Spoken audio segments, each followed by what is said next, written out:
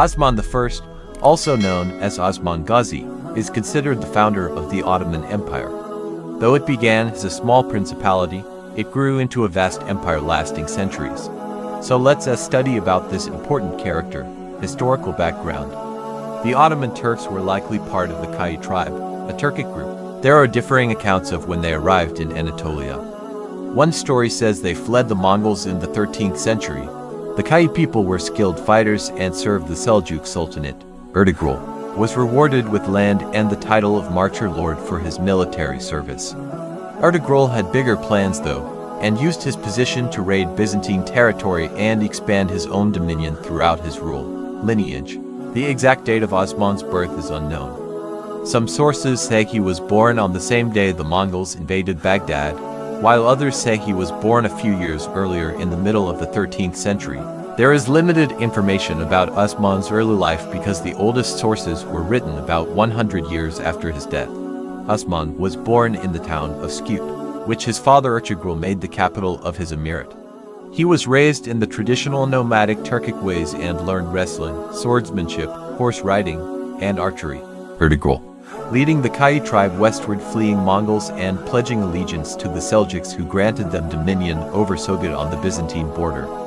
However, this connection to Seljuks is likely a later invention. An opposing view suggests Osman was a shepherd with humble origins. He controlled the Sogod region and launched raids against the neighboring Byzantine Empire. The first documented event is his victory against a Byzantine force in the Battle of Baphius 1301 or 1302.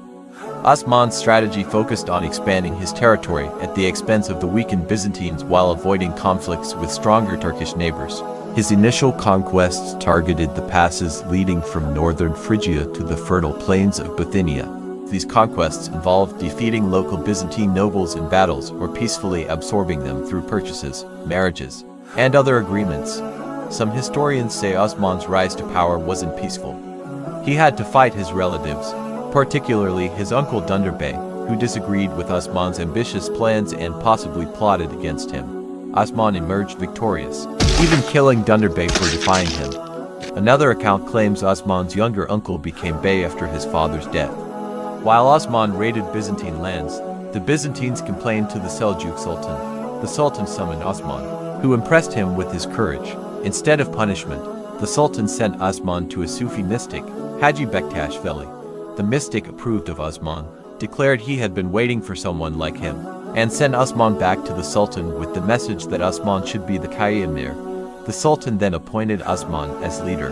Importance of the Osmanic Beylik location. Osman's Beylik thrived due to its strategic location. Skut, on a key trade route, was easily defensible.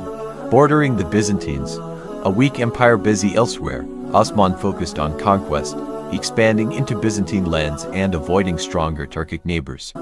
He also implemented new administrative systems, transitioning from a nomadic tribe to a settled state. The location also attracted migrants seeking refuge or conquest, further strengthening his Beylik. Osman's dream.